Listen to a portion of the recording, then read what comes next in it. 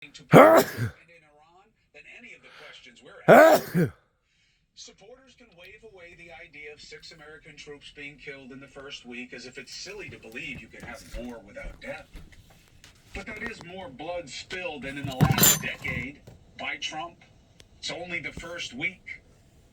They're asking for trust when within the first couple of days we already had one of the biggest potential blunders in our recent military history. Now, I know people here especially want to blame what happened at the girls' school on the regime. I wish that were the case. The death of over 100 schoolgirls, though, has not been explained by the American government as being the IRGC. Why wouldn't they say that?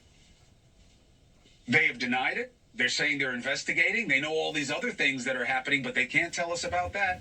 And the reports say that the investigations suggest it was America. That does not breed confidence in what's going to happen here, that in the first week, all those bags are filled with kids because of us. Everybody wants the regime to be removed. It is a threat. And for the Iranians to have their freedom, they deserve it, and we owe it to them. I'm not going into the region because it's a good time to travel. I'm going to give you a sense of how it's going and whether it is becoming more than expected. Is Israel about to make this a two-front war? Are they going to go north into Lebanon? I mean, I understand what this means to them. I'm not as clear on what it means to us. And I get that a bigger focus is also in your minds on what's happening here, whether it's Epstein or affordability, the desperation to afford things. I get it. And I get that what matters most is your desire for things to get better economically and politically. I get it. It is not what people want that is in question. It is whether or not this president is doing anything that will make any of those things better. So let's discuss. President Trump, despite telling News Nation's Kelly Meyer this week, no, boots on the ground, I don't think so. Just a couple of days later, reportedly showing serious interest in sending at least small detachments of troops in. That's how Iraq started. Joining me now, Executive Director of the Urban War Institute, Mr. John Spencer, former Special Advisor to the Ukrainian military, Dan Rice, former CIA officer and drone pilot, Tracy Walder. Each and all, thank you. Dan Rice, I start with you. You wrote a very interesting piece. You see a win here for America, in fact, on two fronts. How so? Yeah, thanks for having me, Chris. I really think these two wars are highly correlated. You have Iran and you have Russia that both created the Shahed drones. These are terrorist weapons. They were originally developed in Iran and then franchised into Russia. Russia is firing them into Ukraine, and Iran has just fired them into 11 different countries. I've actually been in a building that was hit by a Shahed. It's pretty terrifying. But their supply chain, they built up hundreds of thousands of these. Ukraine has taken 145,000 Shaheds, mostly against civilian targets. What we have right now is great opportunity because Iran is striking at all these different countries that have been neutral. They can all come together. They have tremendous amounts of wealth and money. So we can get all of these countries to come support Ukraine. But what Ukraine has is Ukraine has the technology and, more importantly, the people who know how to defend against these. So a layered defense against Shaheds, which includes sophisticated acoustic sensors, interceptors, electronic warfare, which is so important. A friend of mine is the owner of the largest electronic warfare company within Ukraine, and he's prepared to go to all these countries to help support them to build a layered defense very quickly. So this is a great opportunity for President Trump to say to all of them, hey, in one day, call all of them. Are you all on board? And then call Putin and say, you don't have the cards. So he said he would solve the Ukraine war in one day. He just didn't say which day. Let's make that a day soon. Well, that's a great idea. I mean, I know it's not his, but I get the concern and I get the connective tissue. Tracy, you understand drone capabilities. Why does it seem, is this just messaging, that it seems like we were taken by surprise and that we're running low on interceptors that cost millions of dollars to shoot down $50,000 drones, and that we need Ukraine's help? I mean, it doesn't inspire confidence. Am I missing something in the messaging? I think a little bit, but not enough. I think the problem is part of the issue here, at least I flew the Predators way back in 2001, and that was before we were really thinking about what would happen, quite frankly, as a result of this, I guess, asymmetrical warfare, if you will. And to your point, the interceptors are costing millions of dollars, and these drones are essentially 50K, and they are mass producing them. And so it becomes really, really difficult to be able to overwhelm them in the way that they are overwhelming us. I think another thing that we didn't expect, I mean, obviously we expect it now, was the use of essentially suicide drones. They are so cheap, and I don't mean to minimize it, but they are so cheap that they don't necessarily care what happens to them. Versus you look at Reapers and those kinds of drones that are 25 million, 30 million. We care what happens to them. And so I don't know. I don't think it caught us completely off guard. I'm not sure that we understood the full volume of what they had. I've been banging my head against the wall about this and about, in my opinion, Iran is the most drone capable country in the Middle East aside from Israel. But even Israel does not have the stockpiles, quite frankly, that Iran does. And I think just the sheer volume that they had really caught us off guard. Just to connect the dots of when I was in Ukraine, it was all suicide drones. They were little cheap drones that they were literally just flying into firing stations and other stuff. It's evolved in the opposite direction there, which is why they now have a level of sophistication. And I'll tell you what, John Spencer, it's good to have you, brother. Thank you for joining us from West Point. You know what this reminds me of? And we do have to remember this context for those who lived through the war on terror. You remember when we started that war? And all of a sudden, it was all about in-close fighting and urban warfare, and we were not expecting that. And there was this kind of quiet and then growing, we were not built for this. This feels like that to me. And that may be why I got a little PTS on it. And, I'm now worried that Iran may be presenting us something that we weren't ready for that may hurt us in a way that nobody wants to see. What is your take?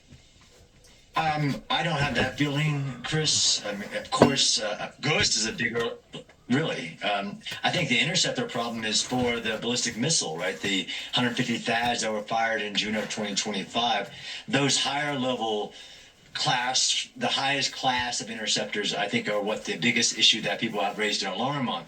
I mean, Israel had a 100% drone interception rate during the 12-day war. Yes, some of these have gotten through. Yes, Iran was mass producing them as much as Russia is now mass producing them to attack cities in Ukraine. And I would love to see Ukraine helping the Gulf states and others. But when you're in Israel, I'm sure you'll look into things that are actually going to change the math. The mass that these drones can create and overwhelm air defense systems, and some of the laser technology that Israel has just fielded and just as of this week used against rockets to change the entire math. I don't see that giant crisis. I actually saw the crisis in what Iran was building, which was, yes, the drone fleet, but it's ballistic missile, right? It was at 2,500. It wanted to be at 8,000. Now, if you have a school bus crashing down into a hotel, that's a lot different. Of course, a Shahed drone or these versions, although I like the fact that we built the Lucas and kind of returned to sender, sent those back towards Iran during this war. But a school bus impacting into the ground is much more dangerous than one of these, but there is a swarming effect, yes. Right, but look, you got to remember, I'm going to the region, and then I'll wind up hopefully in Israel and see what's going on in the north of there, which is my real point of curiosity. Mission creep. But to get first of all, drone, it's too far from Iran to get to Israel for a lot of the drones. And you got to get past 3 different waves of defense systems before the Iron Dome comes into play, right? You've got our assets in the area that are shooting things down. You've got other stations that are there. So I'm not worried about these drones on Israel per se. I'm worried that if we put boots on the ground or we keep operating over Iran, that they can use all of these things to do things to us that we were not expecting, John. Yeah, absolutely. This gets you to your question, and it's a serious concern. What was seen in when a drone attacked our forces in Syria, and now we've seen what got through in Kuwait. It's a big deal, absolutely. And having force protection, but also the ability to maneuver while these things are incoming, definitely. But then that begs the question of the boots on the ground, that consideration versus that statement. Who's boots on the ground? Absolutely, I would be worried about counter drone activities for a mobile ground force. Yeah. So I got John's head on it. I want each of yours as well. We're 1 week in.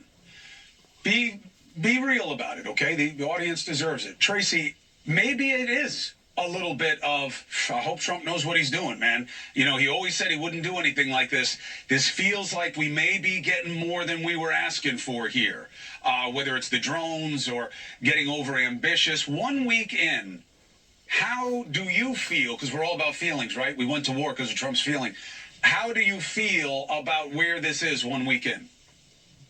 So I've said this before, nothing's going to change in Iran just by essentially cutting off the head of the snake or the hydra, right? That's how the Iranian government works. They regrow. Right. And so until we can actually get in there and enact real change, this strategy of sort of, I guess, taking out the leaders isn't going to do much change. Now, we're just a week in. So I don't know if that strategy is going to change weeks, or even months later. But to me, I think we need to make more headway in terms of taking out that regime in total and not just the heads of it. I think he needs a deal. Dan, the idea of the president saying, yeah, I might be okay with a theocratic regime, do you think that's him just being flip and not really understanding what that means, that you might be okay?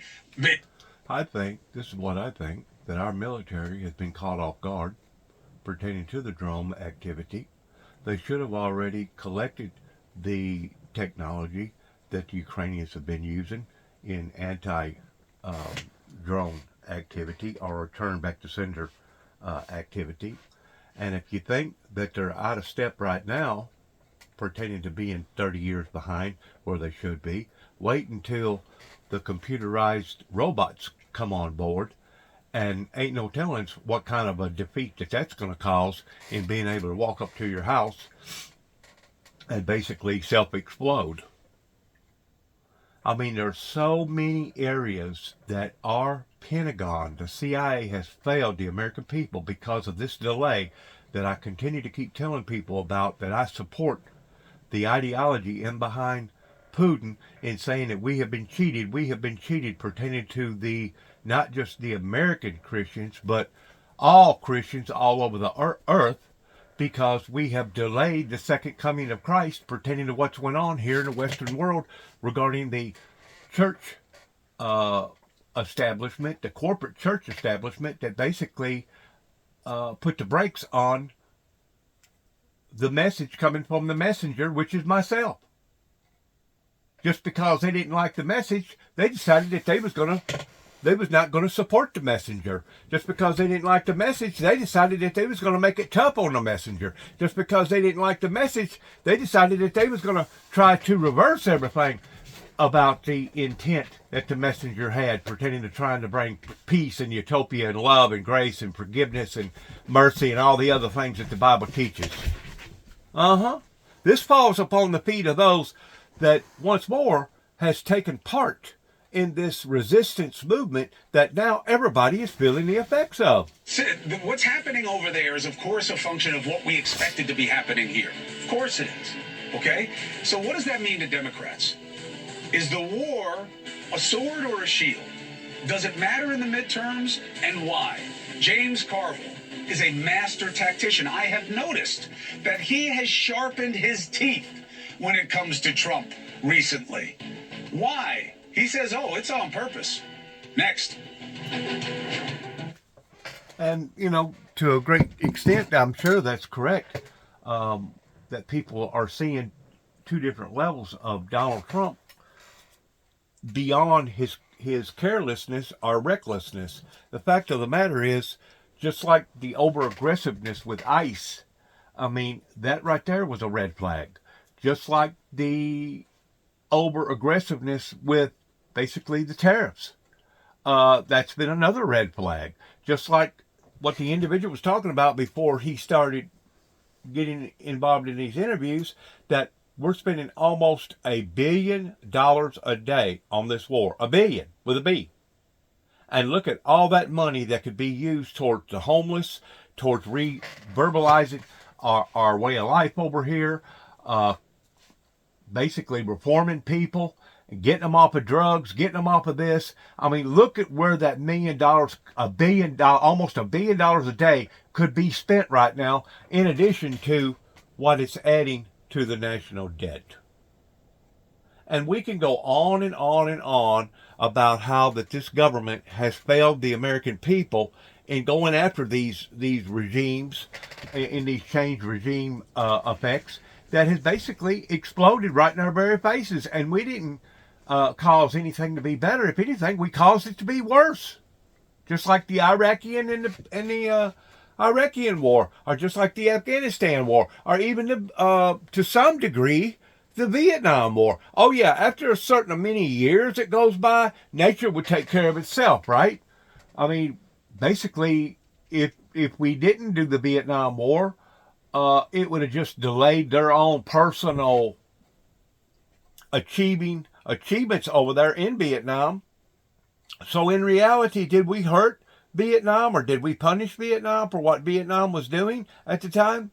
Or did we actually enhance them? Did we actually help them? Because now look at where they are pertaining to technology and modernization. Look at where they are today. Which I'm glad that they have developed, and I'm glad that they did turn from their rootlessness ways. I wish and hope and pray that India